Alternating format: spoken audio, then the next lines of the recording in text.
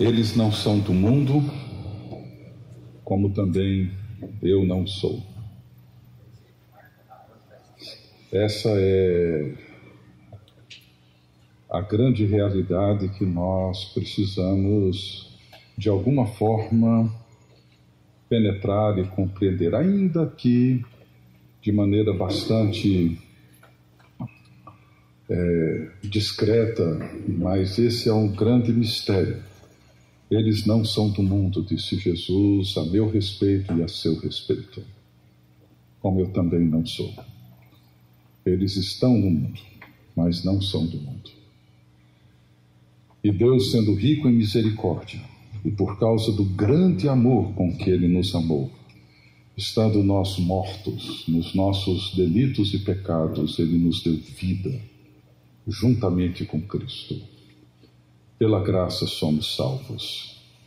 E nos ressuscitou, e nos fez assentar nos lugares celestiais em Cristo Jesus.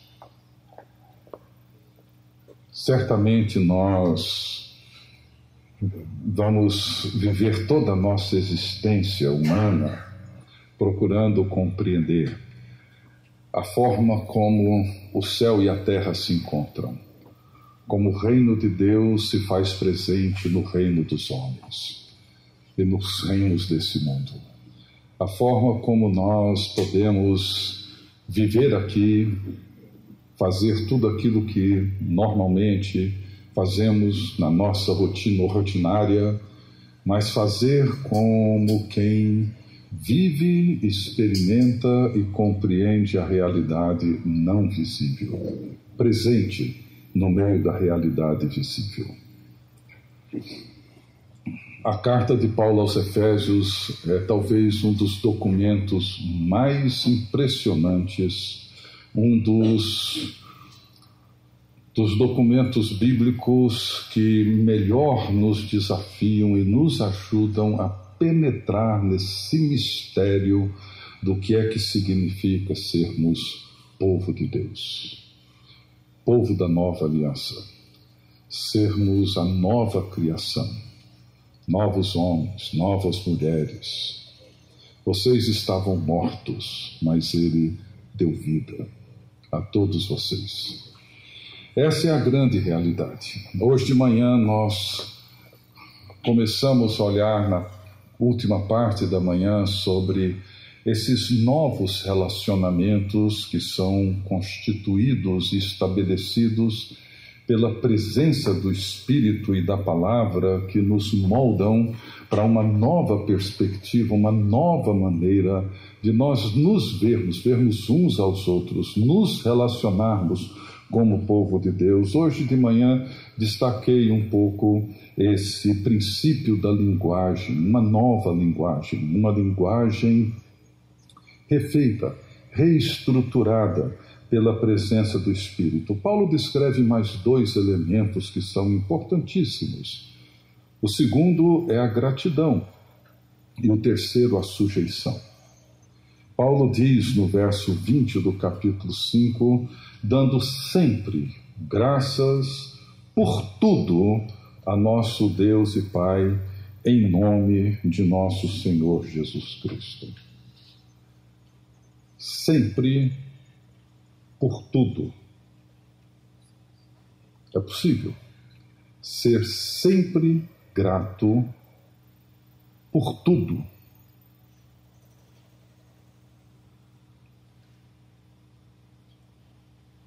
A gratidão não é uma atitude tão óbvia quanto nós imaginamos. Ela não é tão simples. Não se trata apenas de você dizer muito obrigado diante de um gesto bom, generoso de alguém. Claro, é muito mais do que isso. Mas nós vamos sendo treinados a não pensar na gratidão em termos de uma atitude ou de uma postura que reflete essa realidade não visível dentro da qual nós já nos encontramos. Nós temos hoje uma atitude cada vez menos inclinada para a gratidão, principalmente quando nós consideramos toda a tecnologia que encontra-se à nossa disposição e à nossa volta o tempo todo. Basta você entrar no Google e dar um clique ali, você tem nas suas mãos o dicionário do Aurélio, que gastou anos e anos e anos elaborando, e acredito que nenhum de nós nunca agradeceu a Deus ou o próprio Aurélio por esse trabalho impressionante que ele colocou diante de nós. Basta você dar um clique, você tem a Quinta Sinfonia de Beethoven, e que você pode ouvir isso daí e ter momentos de profundo deleite, descanso, serenidade nessa obra magnífica de Beethoven. E ninguém, acredito, nunca parou para agradecer a Deus pela genialidade desse compositor e tudo que ele e tantos outros nos proporcionaram e nos proporcionam, né? Basta um pequeno trabalho ali na internet, você tem as obras completas de Santo Agostinho, você tem escritos completos dos pais da igreja, você tem obras impressionantes, todas disponíveis gratuitamente, sem nenhum esforço seu, e nós não nos sentimos tão comovidos e propensos a um espírito de gratidão diante de tudo isso, porque a nossa cultura tem nos levado a pensar que tudo aquilo que temos é um direito nosso. E uma vez que aquilo é um direito que eu tenho, um direito que eu adquiro, quando eu compro um computador, quando eu compro um programa qualquer, quando eu compro um aplicativo qualquer, tudo passa a ser direito nosso. Esse escritor russo, Solzhenitsyn, ele teve uma experiência marcante na vida dele quando ele foi inexplicavelmente curado de um câncer em 54, algum tempo depois, horas talvez, 1 ou 2 dias depois dele receber alta do hospital para vir a falecer em casa. E ele diz que a partir daquele momento e daquela experiência, ele adquiriu um novo sentido para essa palavra gratidão. E ele diz assim: isso foi um milagre divino. Não existe outra explicação. A partir de agora, toda a vida que me for dada não será minha. Será construída em torno de um propósito divino. Mas Paulo, acredito que ele vai além disso. Ser grato sempre e por tudo implica na compreensão de uma realidade que vai para além daquilo que é visível, daquilo que é palpável, daquilo que é tangível, daquilo que nós podemos experimentar, provar, ver ou sentir. Ser grato sempre e por tudo, isso envolve uma complexidade de realidades, de experiências, de situações. Estão me ouvindo aí atrás? Sim. De situações na nossa vida que transcendem toda a nossa compreensão, transcendem tudo aquilo que nós podemos imaginar. A nossa tendência mais comum, a nossa tendência mais natural é sermos gratos por aquilo que nos traz algum tipo de satisfação, nos traz algum tipo de prazer, e sermos indiferentes ou talvez até aborrecidos diante daquilo que nos traz algum tipo de mal, algum tipo de mal-estar, algum sentimento negativo. Portanto, ser grato sempre e por tudo não é uma condição natural de nenhum ser humano. Absolutamente nenhum. Ser grato sempre e por tudo envolve aquilo que nós falamos na primeira noite, em como que a nossa história pessoal, particular, se encontra dentro da grande história. De que maneira que a minha narrativa pessoal e particular é parte de uma narrativa maior. É claro que Paulo nos tem aqui em mente que nós devemos ter uma atitude exultante, exuberante, alegre, feliz, diante de tragédias, diante de experiências de perda, de dor, de situações que são duras, difíceis, que todos nós vivemos. Ele não está falando de um sentimento positivo, de uma atitude de alegria, de exaltação diante de qualquer circunstância ou diante de qualquer experiência. O que ele está dizendo é que nós precisamos ser gratos, sempre e por tudo. A gratidão como uma atitude que faz com que nós nos percebamos dentro desse grande quadro, dentro dessa grande narrativa. Mesmo que eu não conheça, mesmo que eu não saiba o resultado final de como essas coisas vão ou não acontecer, eu preciso entender que todas as realidades, todas as situações, todas as experiências vividas por nós, elas precisam ser vistas dentro da grande narrativa. Quando elas são reduzidas para a nossa narrativa privada e pessoal, quando nós perdemos o sentido de transcendência e achatamos a nossa vida num nível onde o tempo e o espaço são reduzidos à nossa curta existência e a essa realidade física e material na qual nós vivemos, nós então perdemos totalmente a perspectiva, ou seja, sem uma grande narrativa, não existe espaço para nós entendermos o lugar do sofrimento. A doutora Sarah Williams, numa aula que ela deu agora no final de julho, falando sobre a espiritualidade do tempo, ela comenta exatamente isso. Sem memória, e não apenas a memória dos meus anos de vida, mas a memória que me remete a toda uma história dentro da qual eu me vejo parte dela, sem essa memória e sem essa capacidade de olhar e perceber ou reconhecer e crer no fim dessa história, essa história que tem começo, meio e fim, essa história que nós conhecemos muito bem o começo dela e conhecemos muito bem o fim dela. É somente com essa grande narrativa em mente é que nós conseguimos olhar e experimentar e ver as situações da nossa vida dentro dessa perspectiva, dentro desse cenário. Então, quando Paulo fala em ser grato sempre e por tudo, envolve esse grande cenário dentro do qual os detalhes são percebidos.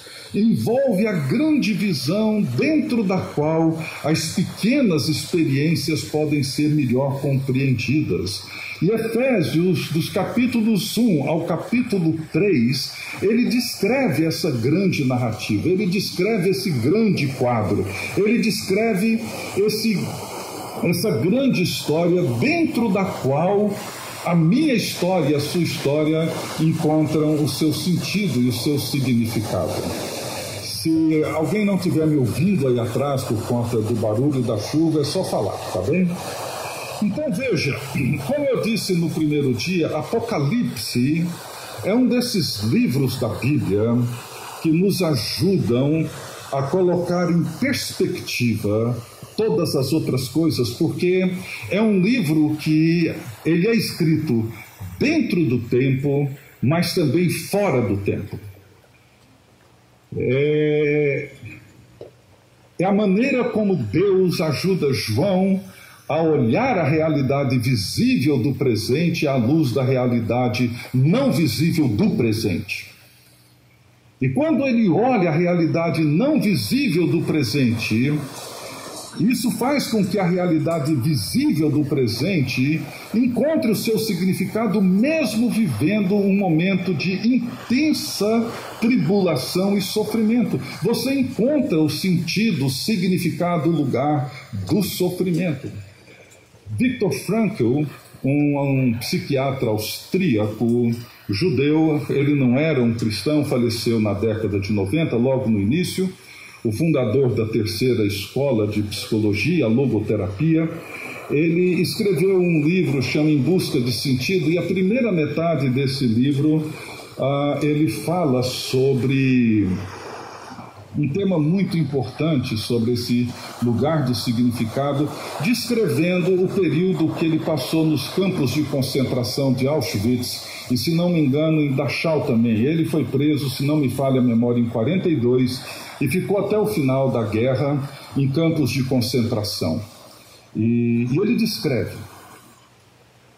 os detalhes da vida dentro de um campo de concentração, não apenas a crueldade dos soldados da SS, mas também a crueldade dos prisioneiros, que muitas vezes eram muito mais cruéis do que os próprios soldados, quando cada um lutava para preservar sua própria vida.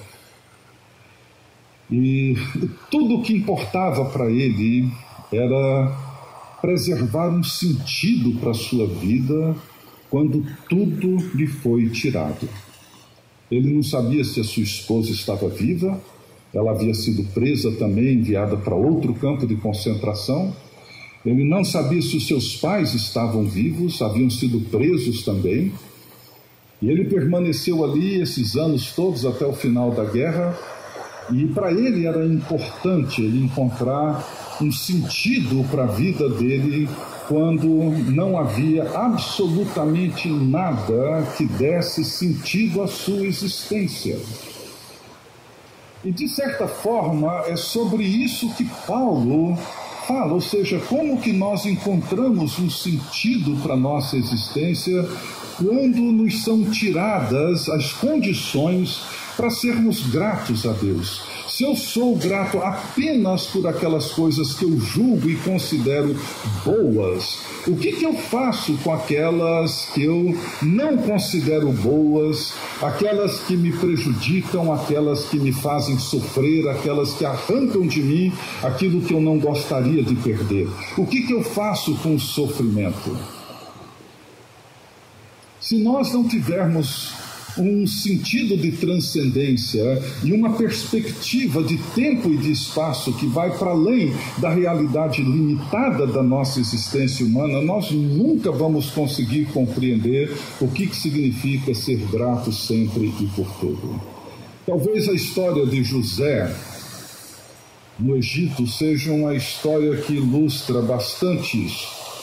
Esse jovem adolescente que é vendido pelos seus irmãos para uma caravana de ismaelitas, depois de terem procurado, planejado matá-lo, ele é vendido como escravo, é levado até uma praça de escravos, ele é vendido para uma família de Potifar. Não sei se alguém antes havia adquirido o direito de tê-lo como escravo, mas sabemos que Potifar foi um dos que o adquiriu como escravo. Permaneceu ali na casa de Potifar por vários anos, foi acusado injustamente de assédio sexual pela mulher de Potifar, é preso, fica um bom tempo na cadeia. Você pode imaginar o que era a cadeia no Egito naquele tempo, se hoje é o que é. Imagina naquele tempo, sem direitos humanos, sem saneamento, sem nada, absolutamente nada. Ele fica ali, e ali ele interpreta sonhos e acaba chegando nas graças do faraó, que é colocado como o homem mais importante, administra toda a riqueza do Egito. Toda a história de José é uma dessas histórias absurdas. Se nós colocarmos e situarmos a sua história dentro do curto espaço de tempo da sua existência, é uma história que é completamente absurda.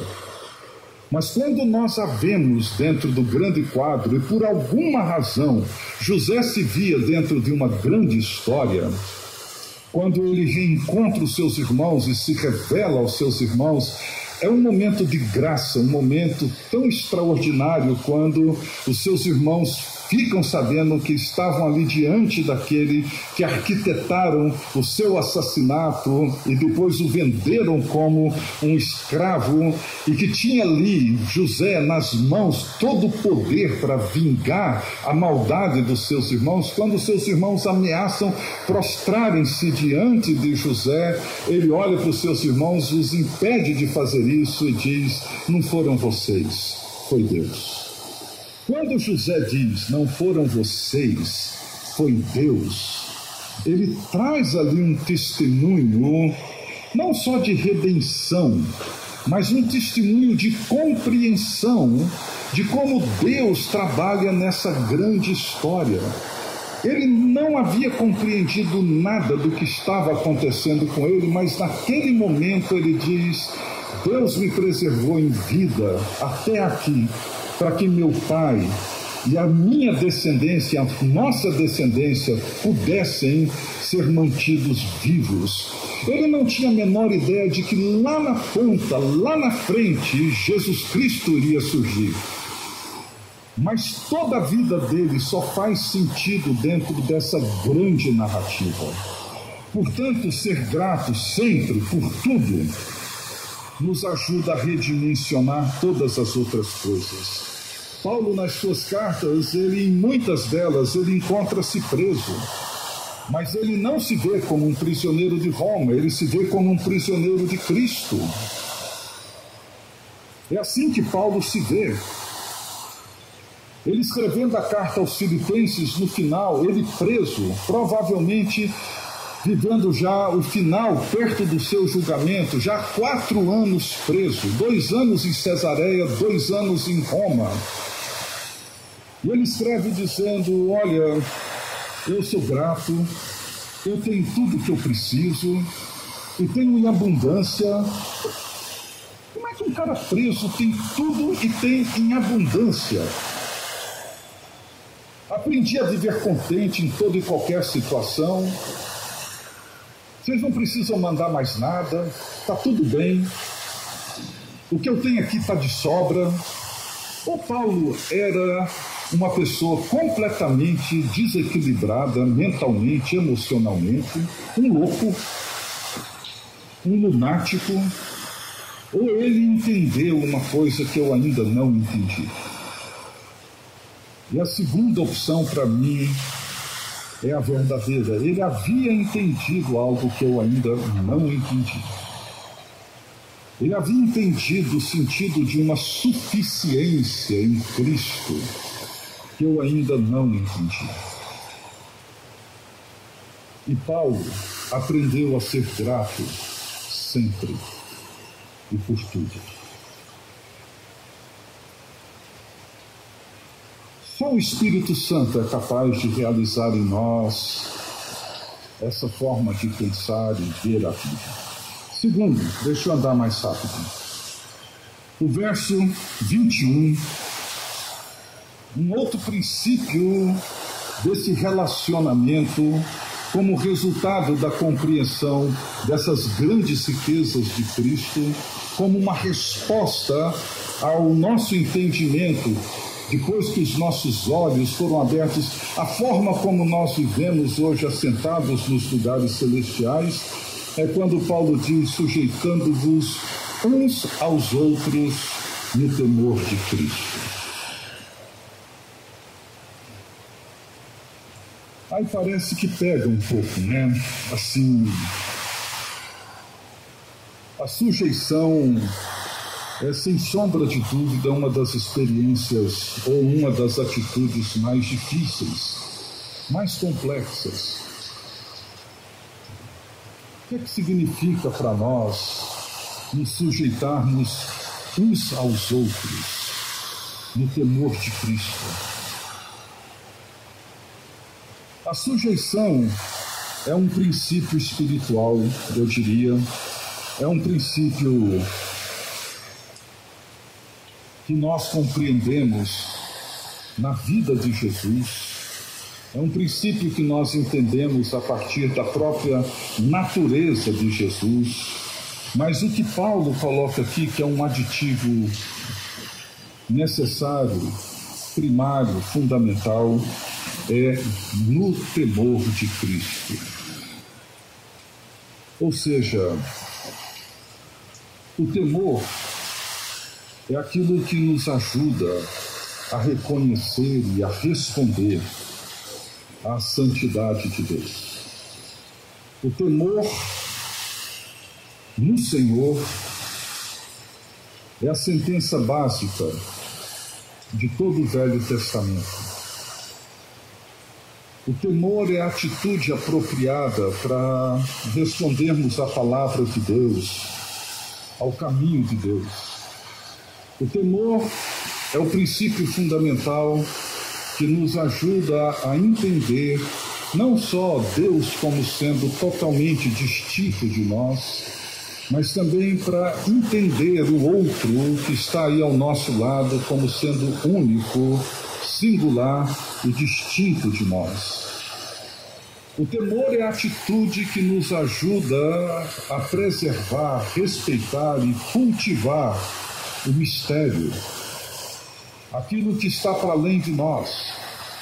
E no mundo e numa cultura tecnológica como a nossa, onde nós aprendemos a manusear todas as ferramentas que temos à nossa disposição, quando nós aprendemos a controlar tudo a partir dos recursos e dos artefatos que nós temos, quando eu falo da perda da transcendência numa cultura tecnocrática, o que eu quero dizer, entre outras coisas, é que a perda da transcendência faz com que a percepção, o conceito do mistério, ele desapareça. Nós hoje não respeitamos, nós não nos curvamos diante do mistério. O mistério ou temor é aquilo que faz com que eu olhe para o meu chefe e não o veja apenas como uma criatura intransigente, fria, impessoal, mas me leva a olhar para aquela criatura, para aquela pessoa, como alguém que encontra-se muito além daquilo que ele mostra. É o temor que faz com que um feto não seja apenas uma massa sem valor, sem dignidade intrínseca e que pode ser expelido e desfeito pelo interesse, pela vontade de quem quer que seja. A falta de temor faz com que nós olhemos uns para os outros sem reconhecer o valor daquilo que cada um traz consigo intrinsecamente, ou seja, sem temor, tudo é reduzido a um mero objeto que pode ser usado e descartado no momento em que me for conveniente. O temor é o princípio que me ajuda a entender e a responder ao chamado à sujeição. É esse complemento indispensável para os nossos relacionamentos. O Salmo, se não me falha a memória, 25, verso 15 ou 16, por ali assim, ele diz que, deixa eu ler, que o temor do Senhor,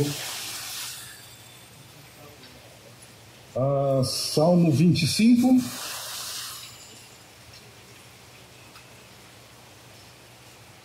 ele diz aqui: a intimidade do Senhor é para os que o temem, aos quais ele dará a conhecer a sua aliança. Deus entrega a sua intimidade para aqueles que o reverenciam e o temem. Deus não entrega a sua intimidade para qualquer um. Não é pelo fato de você chamá-lo de papaizinho que você é íntima dele. Não, isso é uma bobagem. A intimidade de Deus é uma oferta de Deus para aqueles que se curvam diante do mistério, da grandeza, da beleza, da sublimidade de quem Deus é. O mesmo acontece entre nós. Ninguém vai entrar e participar da minha intimidade se banaliza quem eu sou, se satisfaz com um pequeno rótulo, me classifica como um tipo de pessoa qualquer. Nenhuma mulher, nenhum homem, nenhuma esposa, nenhum marido entrega a sua intimidade ao outro se não reconhecer e perceber que o outro o vê ou a vê com o valor e com a singularidade intrínseca daquilo que ele ou ela traz consigo. Podemos ter casamentos que duram a vida inteira, sem nunca conseguirmos entrar na intimidade um do outro. Numa outra versão diz que a intimidade do Senhor é para com os que o temem, aos quais Ele revelará os seus segredos. Portanto, o temor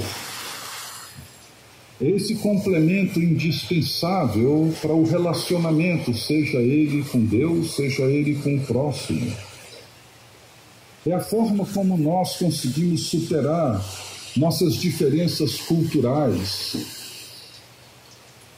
É a maneira como nós caminhamos juntos, reconhecendo a singularidade de cada um em direção a Cristo. E o que Paulo propõe aqui não é nenhum ajuste social, psicológico. O que ele propõe é uma nova forma de relacionamento, uma nova maneira de nós nos relacionarmos. Portanto, a sujeição ou a submissão é a linguagem adequada do amor proposto nas Escrituras, que envolve a entrega, envolve a renúncia. Não se trata de uma estrutura hierárquica de poder, trata-se de uma resposta própria, adequada à compreensão daquilo que Deus em Cristo já realizou por nós. Paulo compreende isso muito bem ao escrever a carta aos Filipenses, dizendo para termos um sentimento semelhante ao que houve em Cristo Jesus, que sendo Deus e permanecendo como Deus, nunca deixando de ser Deus, revelou para nós o jeito que Deus é Deus. E como que Deus é Deus? Deus é Deus se humilhando, se esvaziando, tornando-se servo, morrendo em nosso lugar. É como se Paulo dissesse: vocês querem entender o jeito de Deus ser Deus? O jeito de Deus ser Deus nós encontramos na maneira como Jesus vem até nós, se curva diante de nós e lava os nossos pés. Ele nunca deixou de ser Deus Todo-Poderoso, o Senhor do céu e da terra. Mas em sendo Deus Todo-Poderoso e Senhor do céu e da terra, não toma isso como algo ao qual ele deveria se apegar, mas ele desce, se encontra conosco e nos faz crescer. Ele se sujeita à nossa humanidade. Ele se sujeita ao nosso mundo, ele entra na nossa história, ele participa da nossa dor, ele assume sobre si o nosso sofrimento e o nosso pecado e morre no nosso lugar. Portanto, a sujeição é expressiva da natureza do próprio Deus. Então, ela é uma linguagem de quem ama. Só se sujeita ao outro e, sobretudo, a Deus quem ama. Quem é capaz de considerar o outro superior a si mesmo. E considerar o outro superior não significa abrir mão de ideias, de percepções diferentes. Significa ser capaz de ouvir o que Deus pode falar através do outro. Reconhecer como que o Espírito Santo que habita em cada um de nós atua através de cada um de nós para promover o bem do seu povo, da sua igreja.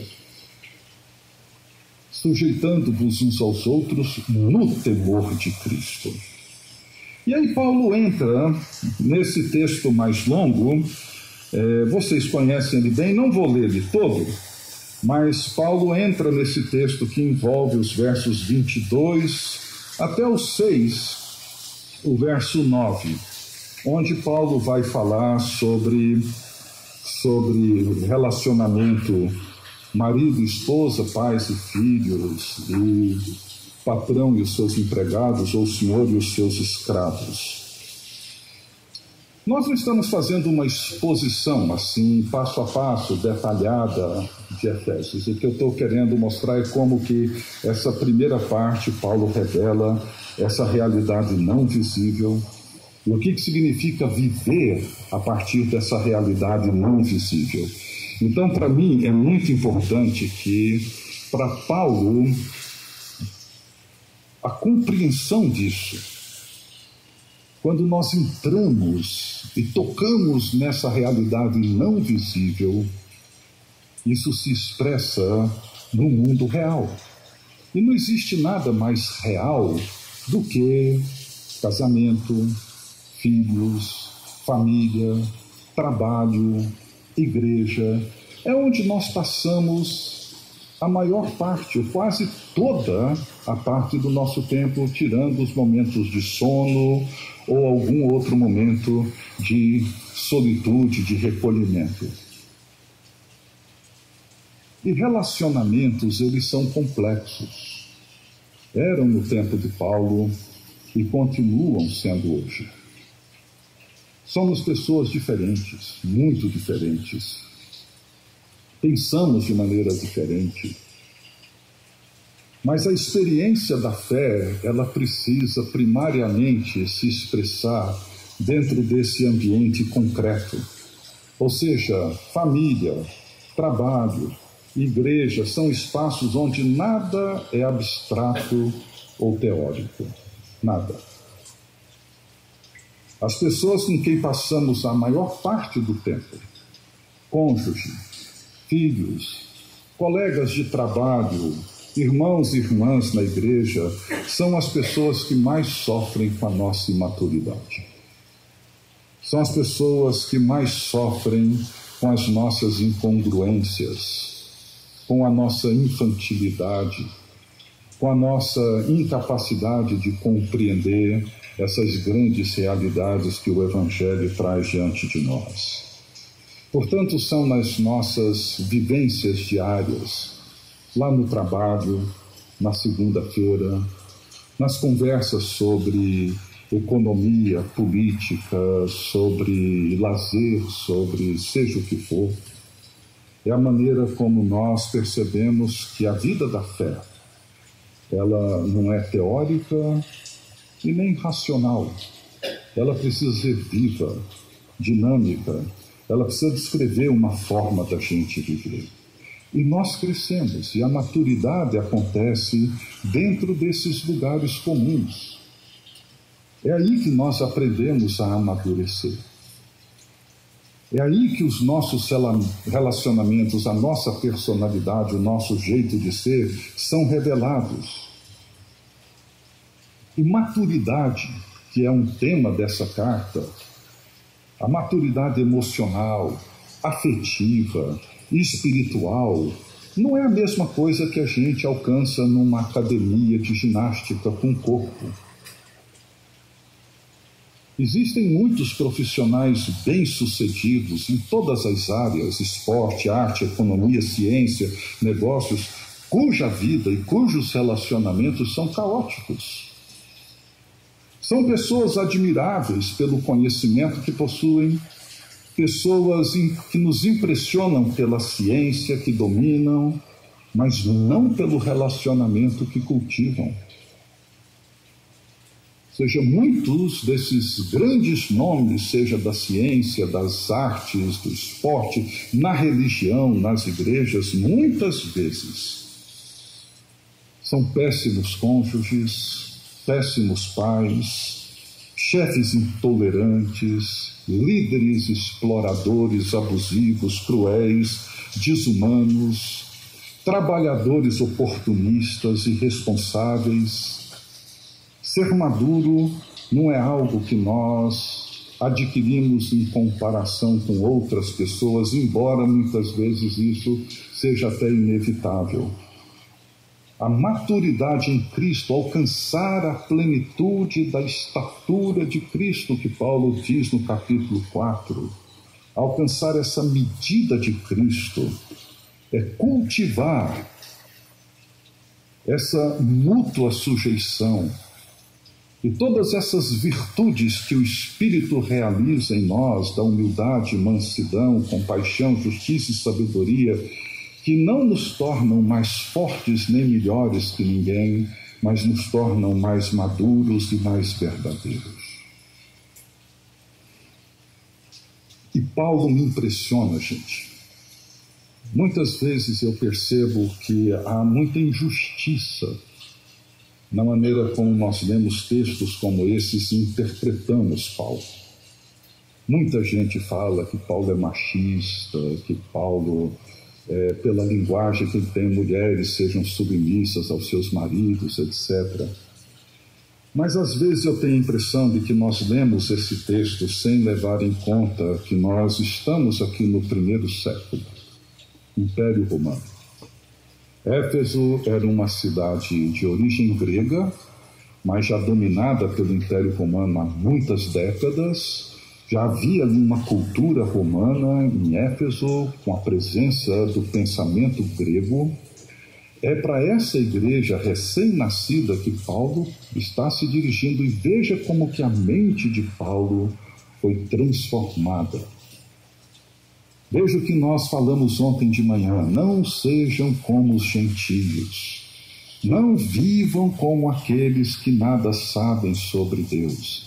Vocês estavam mortos quando vocês andavam segundo o curso deste mundo, quando vocês viviam do jeito que todos os goianienses vivem, brasilienses vivem, todos aqueles que vivem na cultura em volta de vocês vivem. Vocês estavam exilados, mas Cristo agora trouxe vocês, e vocês agora são dele. Pensem como Cristo, tenham a mente de Cristo. Olhem para o mundo como Cristo olha. Na legislação romana, no primeiro século, não havia nenhum artigo que protegesse a mulher, crianças e escravos. Nenhum artigo. A estrutura de uma casa romana, de uma família romana, era uma estrutura em torno dessa figura do patros, ou do patronus. Esse patrono era o chefe daquele clã, daquela grande família, onde todos dependiam dele economicamente. Ele era senhor pleno, absoluto, sobre tudo aquilo. Os seus bens eram distribuídos entre animais falantes, esposa, filhos, escravos, concubinas, todos os seus servos. Eram dele os animais falantes, os animais não falantes, que envolviam, claro, seus cavalos e seu gado, seu rebanho, etc., e os seus bens. Então, a estrutura de uma família romana era assim. Talvez algo um pouco semelhante, um pouco próximo aos velhos coronéis da cana, do açúcar, do café aqui no Brasil, que eram donos de tudo aquilo, tinham um séquito de gente que dependia deles, e eles eram como que senhores, quase que absolutos sobre a vida de todo mundo. E se alguém saísse da sua tutela, essas pessoas então tornavam-se párias para toda a sociedade. Era mais ou menos assim que acontecia no Império Romano. Nós temos a tendência, eu queria que você me acompanhasse, de ler esse texto pensando em 3 blocos distintos de relacionamento que Paulo está se dirigindo. Primeiro, Paulo está falando para maridos e esposas. Depois, no capítulo 6, 1 a 4, ele fala para pais e filhos. E depois dos versos 5 até o verso 9, ele fala para os senhores e os seus empregados, servos ou escravos. Eu tenho para mim que Paulo está se dirigindo não a esses 3 modelos de relacionamento, ou esses 3 espectros do relacionamento. Para mim, Paulo está se dirigindo a um elemento comum dos 3 relacionamentos, que é o homem. Ele está se dirigindo ao homem no seu relacionamento com a esposa, no seu relacionamento com os filhos e no seu relacionamento com seus empregados ou servos. Naquela época, a submissão institucional, digamos assim, não era uma possibilidade de rompimento, era uma necessidade, quase que uma obrigação. Um filho, uma esposa, um escravo que saísse da tutela desse patrono era considerado uma pessoa paralela, era largada socialmente, as mulheres viravam prostitutas, os filhos eram pegos por qualquer um para fazer qualquer tipo de serviço e por aí afora. O problema não se trata a priori da submissão da mulher, da submissão dos filhos ou da submissão dos escravos. Isso era o ordinário. O extraordinário é Paulo se dirigir a esse homem agora que precisa ter a mente de Cristo. Esse homem que olhava para sua esposa e não a considerava como deveria considerar, ele poderia se desfazer dela a qualquer momento. Ele não tinha nenhuma obrigação, nem moral e nem legal, de amá-la. Ela era simplesmente a mãe dos seus filhos. E Paulo agora se volta para esse homem e diz para esse homem para ele amar a sua esposa, sacrificar-se por ela, entregar-se a ela, renunciar-se por ela, cuidar dela como quem cuida do próprio corpo, se empenhar por santificá-la. Isso é extraordinário. Isso não era comum. E para esse mesmo homem, agora como pai, em relação a seus filhos, que ele entregava os filhos, na primeira infância, a esposa, a mãe, cuidava. Quando crescia um pouco, era entregue aos tutores, que eram parte do séquito já assalariado dele, eram filósofos que instruíam os filhos. E depois, quando eles entravam na adolescência, eram entregues aos gladiadores para serem preparados para assumirem as funções de general, de guarda pretoriana, seja o que for. Ele não tinha responsabilidade com seus filhos. E Paulo, no verso 4, quando ele diz, e vós, pais, ele não está se dirigindo pais genericamente, pai e mãe. Aqui é pater, é pai masculino. Ele está chamando a atenção do pai, homem, masculino. Cuide do seu filho, instrua-o, não o provoque a ira. E por fim, Paulo volta-se para esse mesmo homem, marido, esse mesmo homem, pai, esse mesmo homem que é senhor de escravos, e diz para esse homem, e vós, senhores, de igual modo procedei para com eles, para com seus escravos, deixando as ameaças, sabendo que o Senhor tanto deles como vós está nos céus, e que para com ele não há acepção de pessoas. Gente, isso era uma revolução cultural. Vocês estão entendendo? Era uma revolução cultural. O que Paulo está fazendo aqui é, a partir da fé, a partir da compreensão desse mundo de Deus, transformando o mundo no qual ele se encontrava, a partir do povo de Deus. Aqui a mulher está sendo resgatada.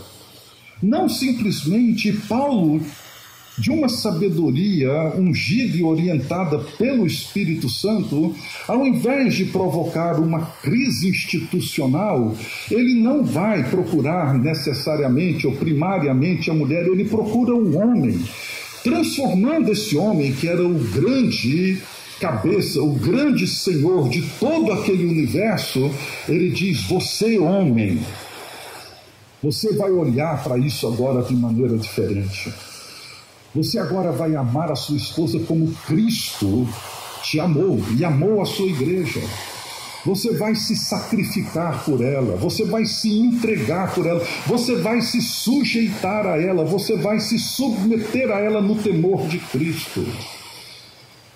E você vai atuar de tal forma para apresentá-la como uma criatura extraordinária, santa, perfeita, completa, digna, maravilhosa. Você vai apresentá-la dessa forma. Essa é a sua vocação. Da mesma maneira com seus filhos e da mesma maneira com seus escravos. Você não vai mais dominá-los, você não vai mais explorá-los, você não irá mais ameaçá-los, você não irá mais tratá-los como os gentios tratam seus escravos, você não vai mais tratar sua esposa como os gentios tratam suas esposas, vocês não vão mais tratar os seus filhos como os gentios tratam seus filhos. Vocês agora são uma nova criação, uma nova criatura. Vivam como povo de Deus dentro de casa, dentro do trabalho e dentro da igreja. Vocês estão entendendo? Ou seja, o que o Evangelho vem e faz, ele muda todos os paradigmas e cria para nós a possibilidade de nós entrarmos numa nova dinâmica de relacionamento agora moldado pelo Espírito Santo. Tem um autor sueco, que eu esqueci o nome dele, que escreveu vários romances. Um deles chama O Romano. E a história de um romano que se converte, esse cara recebeu Paulo, recebeu Pedro na sua casa, foi evangelizado e converteu-se. É a história desse homem fazendo com que toda a sua estrutura familiar, todos os seus bens, todas as suas propriedades, todos os seus escravos vivenciassem a mudança que o Evangelho proporcionou na sua vida, reunindo com seus escravos e dizendo: olha, vocês agora não são mais escravos, vocês podem agora ir embora, vocês podem agora fazer o que quiser, e quem quiser ficar vai receber salário justo pelo seu trabalho. É assim que vai funcionar agora. Vocês terão participação nos lucros dos negócios da família. Chama sua esposa e diz: olha, não vai ser mais como sempre foi. O meu papel, o meu lugar, a minha função agora ao seu lado é outra. É isso que acontece. Essa é a realidade não visível. Ela entra, mas ela torna a realidade visível uma realidade marcada pela presença do Evangelho de Jesus Cristo. E é assim que nós aprendemos a viver, é assim que nós aprendemos a experimentar. Ou seja, o temor do Senhor é esse princípio. Por isso que por 11 vezes nesse texto, Paulo diz que o que define as nossas relações e tudo aquilo que nós fazemos na igreja, na família e no trabalho é como ao Senhor, no Senhor, para o Senhor. Ou seja, a medida da maturidade cristã é a medida da estatura da plenitude de Cristo. Mulheres, sejam submissas como ao Senhor, porque o marido é cabeça da mulher, como Cristo é cabeça da igreja. Como a igreja está sujeita a Cristo, assim também as mulheres. Maridos, amai vossas mulheres, como também Cristo amou a igreja, porque ninguém jamais odiou a sua própria carne, antes dela alimenta e dela cuida, como também Cristo faz com a igreja. Grande é esse mistério, mas eu me refiro a Cristo e a igreja. Filhos, obedecei a vossos pais no Senhor, criados na disciplina do Senhor. Servos, obedecei vossos senhores como a Cristo, não para agradar os homens, mas como servos de Cristo, servindo de boa vontade como ao Senhor e não a homens. Ou seja, para Paulo a vida só pode ser concebida relacionalmente, tendo Cristo como a matriz de todos os nossos relacionamentos e o temor como princípio que torna esses relacionamentos possíveis. Então, o que nós vemos aqui é que viver assentado nos lugares celestiais em Cristo acontece na medida em que nós confiamos, e obedecemos a Cristo no poder do Espírito e na comunhão dos santos. Não tem outra maneira. E dessa forma nós recebemos a vida de Cristo e crescemos na medida da sua humanidade real e verdadeira. Essa é a experiência espiritual cristã. É nos tornarmos semelhantes a Cristo em tudo. Nós precisamos hoje nos perguntar de que maneira nós, como Igreja de Cristo, como família, como pais, se nós temos atuado mais como os gentios que não conhecem a Deus, ou se nós temos compreendido as realidades profundas e elevadas da vida que temos em Cristo. Nossos lares se estruturam com os modelos e com os padrões que nós encontramos na cultura circundante, ou eles são estruturados dentro da nossa nova visão de vida que brota do Evangelho, que transforma a nossa mente e muda a nossa cosmovisão. Como que nós lidamos com essas questões todas? Na igreja, capítulo 4, toda a primeira parte diz respeito a essa vida comunitária. Que linguagem nós temos cultivado? Como que a nossa gratidão se expressa dentro da grande narrativa, compreendendo aquilo que nós somos em Cristo em cada circunstância que vivemos? De que maneira nós temos aprendido a nos sujeitar uns aos outros, não numa sujeição infantil, numa obediência imatura, infantilizada, mas entender como que o temor que temos em Cristo reestrutura os nossos relacionamentos e muda o nosso jeito de olhar uns para os outros e o valor que damos uns nos outros. Isso muda tudo. Eu sei que eu já extrapolei um pouquinho, mas eu me lembrei aqui e eu gostaria... É rápido. É que para mim foi uma das experiências assim profundamente marcantes que eu vivi de julho para cá. Na verdade, não vivi, sim. Foi um livro que eu li. Foi um depoimento, uma experiência que eu ouvi, e isso me fez olhar para a vida de uma outra forma, de uma outra perspectiva, e isso mudou bastante a minha visão de várias coisas, de várias situações. Eu vou falar aqui bem rapidamente, eu estou tentando achar aqui onde eu anotei algumas coisas que para mim seriam importantes, mas tudo bem, não estou achando não. Estou quase achando, deixa eu achar que vai ficar melhor, só um minutinho, e aí eu termino. É que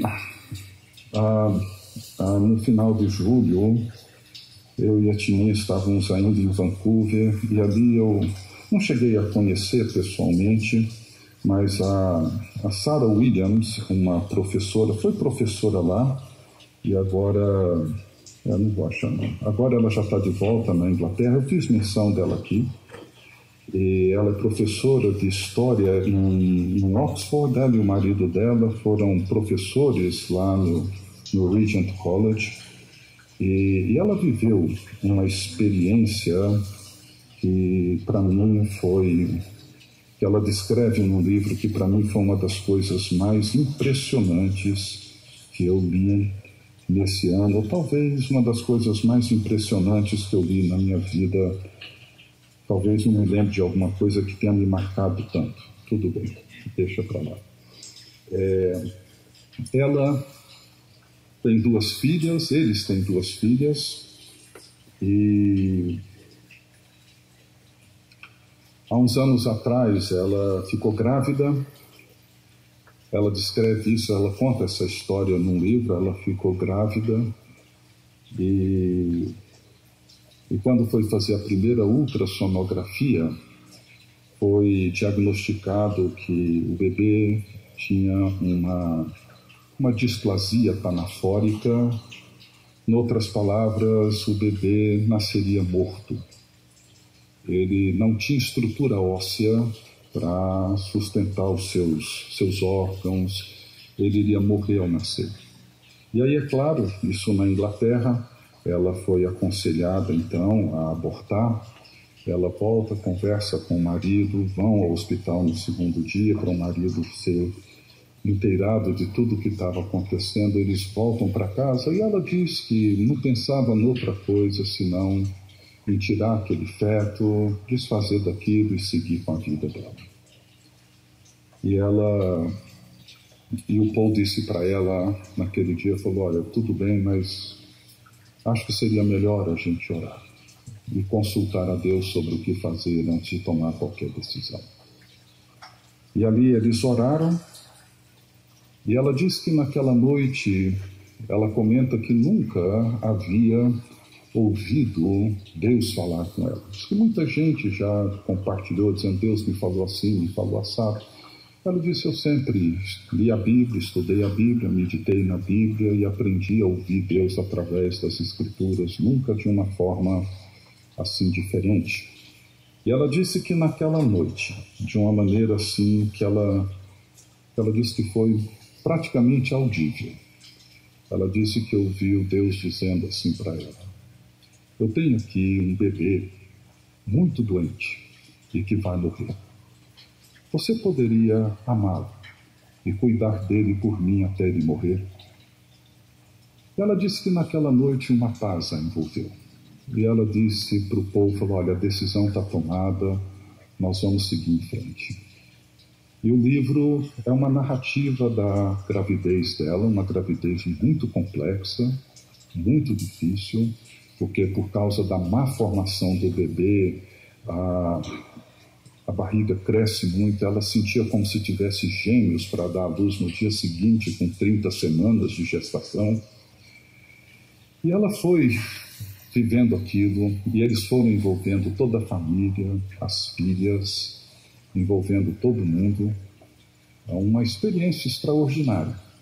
Ela um dia, depois de algumas semanas, tinha gente na igreja que orando pela cura do bebê e indicando para que ela fosse orar com algumas pessoas poderosas que já haviam curado muita gente, para ela ir. E ela chegou no momento que ela percebeu que precisava sentar e conversar com essas pessoas. E chamou uma pessoa que estava mais à frente e sentou com ela no fundo da igreja depois do culto e disse para ela assim: olha, eu agradeço muito as suas orações, eu agradeço muito e precisamos delas. Eu e meu marido, a nossa família, precisamos muito das suas orações. Ela falou: mas eu queria dizer uma coisa para você. Ela falou: nós nos vemos diante de duas grandes avenidas. Numa avenida tem um letreiro que brilha, muito forte, dizendo cura, cura, cura. No outro tem um letreiro bem fraco, sem luz, onde a gente tem muita dificuldade de ver, mas está escrito ali: somente Deus, somente Deus, somente Deus. E ela disse: eu e o meu marido escolhemos essa segunda rota, essa segunda avenida. Nós sabemos que a nossa filhinha vai morrer. E nós queremos encontrar Deus no meio do nosso sofrimento e não fugindo dele. Portanto, não precisa preocupar em orar pela cura dela. Ore para que nós possamos encontrar Deus no meio da nossa dor. É isso que nós precisamos. E eles seguiram. Há um outro momento em que ela encontra-se de férias na casa da sua sogra, passa mal, vai até um hospital, uma médica pega os exames, olha para ela e diz assim: você não abortou por convicções religiosas? Ela diz que parou, pensou, falou: não, nunca parei para pensar nisso. O que eu tenho aqui não é fruto de regras éticas difíceis de tomar e que eu por acaso tomei porque elas me impõem uma decisão. Não. O que eu tenho aqui não é um regramento ético, o que eu tenho aqui é uma pessoa maravilhosa. É uma criatura que tem desde já me ensinado a amar aqueles que não são visíveis, a acolher o fraco, a amar o disfuncional, aquele que nasce com problemas, com disfunções. O que eu tenho aqui é uma criatura maravilhosa e tudo que eu desejo, disse ela para a médica, é poder amar essa criança, amar a minha filha e ter a certeza de que ela foi muito, muito, muito amada no curto tempo de vida que ela pôde ter comigo. Essa é a única certeza que eu quero, que ela foi querida. E quando ela tiver que morrer, isso é com Deus, Deus fará no seu tempo, isso não me incomoda. Aí a médica mudou o tom da conversa, perguntou para ela, suas filhas já sabem? Ela falou, sabem. Mas ela falou, do que elas sabem? Ela falou, elas sabem da verdade. Ela falou, mas que verdade elas sabem? A verdade médica. Elas sabem que terão uma irmãzinha com quem elas não irão brincar. A irmãzinha vai morrer assim que nascer. Mas elas escrevem cartõezinhos para a irmã, elas cantam para ela, elas participam, a irmã, de tudo que elas fazem, elas já a têm como parte da família. Ela falou, e ela tem nome? Ela disse, tem, nós escolhemos um nome para ela. Ela falou, qual é o nome? Ela disse, o nome é Sirian. A médica disse, é um nome estranho, né? Ela falou, é um nome galês, um nome que significa amada, muito amada. Fizemos questão de escolher um nome bem específico para ela, porque é isso que ela representa. E a médica começou a chorar e disse para ela, escreva isso.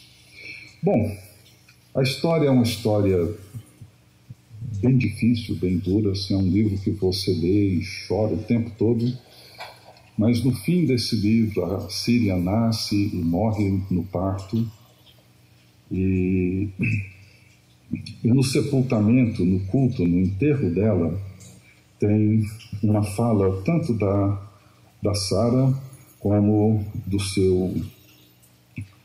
seu marido, do Paul. E a Sara olha para a criança e ela diz assim para todos que estavam ali, ela volta-se e diz mais ou menos o seguinte, eu queria ler para vocês, mas não encontrei aqui, infelizmente. Mas ela diz mais ou menos assim, naquele momento, ela diz, achei. Bom, não vai abrir, deixa. Ela diz assim, que em momentos como aquele as pessoas costumam dizer coisas bonitas sobre os seus entes queridos que partiram, suas conquistas, as coisas que puderam fazer. Ela disse, aí ela volta-se para a filha e diz, eu não tenho nada para dizer, porque você não teve tempo de realizar nada.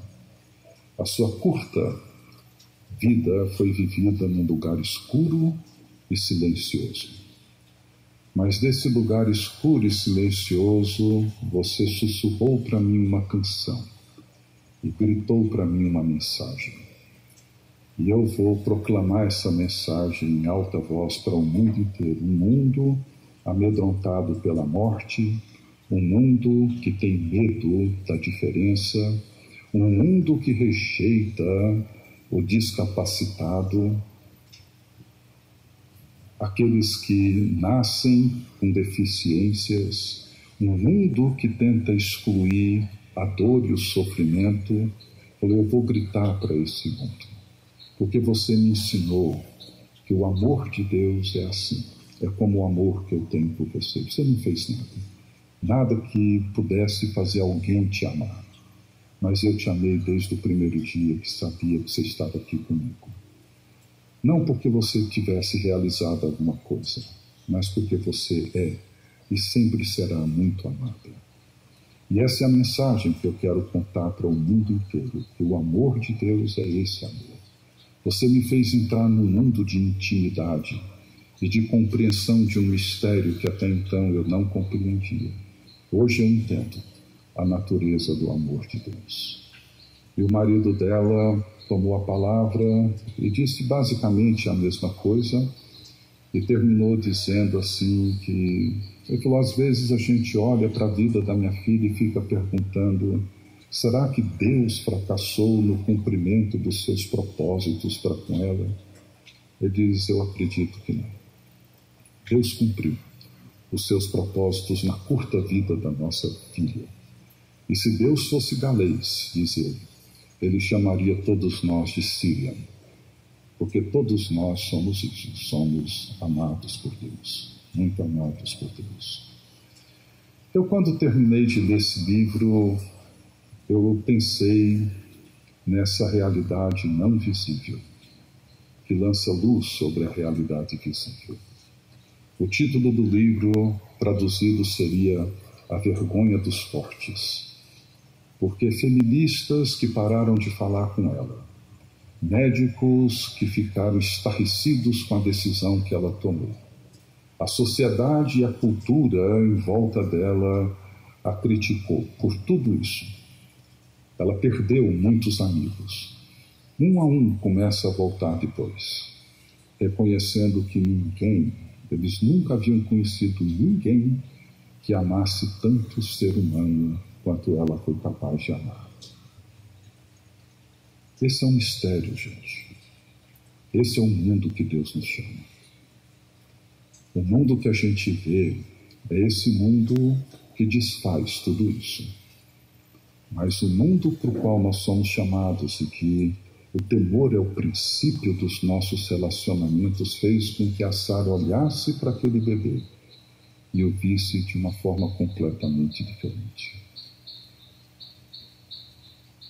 Tenho aqui uma criança doente que vai morrer. Você poderia amá-la e cuidar dela por mim até ela morrer? É assim. É assim. O mundo de Deus nos surpreende com atitudes que muitas vezes confundem os fortes. Vamos orar? Pai querido, nós te agradecemos, porque o teu reino é muito maior, muito mais impressionante, muito mais glorioso do que tudo que nós podemos pensar ou imaginar.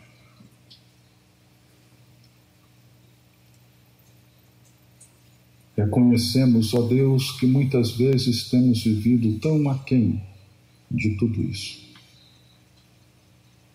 Reconhecemos, ó Deus, que muitas vezes nossa percepção é tão rasa, tão imediatista, tão presa a esse mundo, que nós perdemos a capacidade de contemplar as realidades gloriosas desse mundo que não vemos, das coisas que não podemos tocar nem palpar, mas que são reais e são verdadeiras. Ajuda-nos, ó Deus, a nos atentar para as coisas que não se veem. Não necessariamente para as coisas futuras, mas para as coisas presentes, aqui, agora, as coisas que não vemos, mas que são reais. É o teu reino presente entre nós. É o teu Espírito tornando possível relacionamentos impossíveis. É o teu Espírito sustentando votos e alianças quando por nós mesmos já teríamos rompido.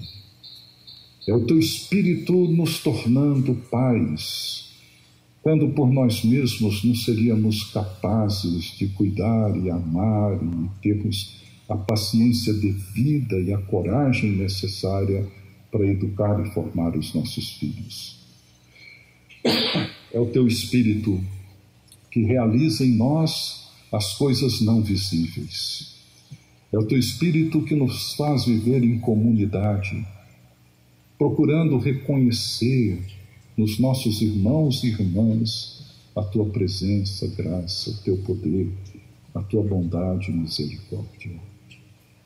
Teu Espírito que nos leva à mesa da comunhão e nos faz ali reconhecer e perceber a extraordinária obra de Jesus na cruz do Calvário e o poder da sua ressurreição. Venha, Deus, e abençoa-nos. É o que nós te pedimos no nome de Jesus. Amém.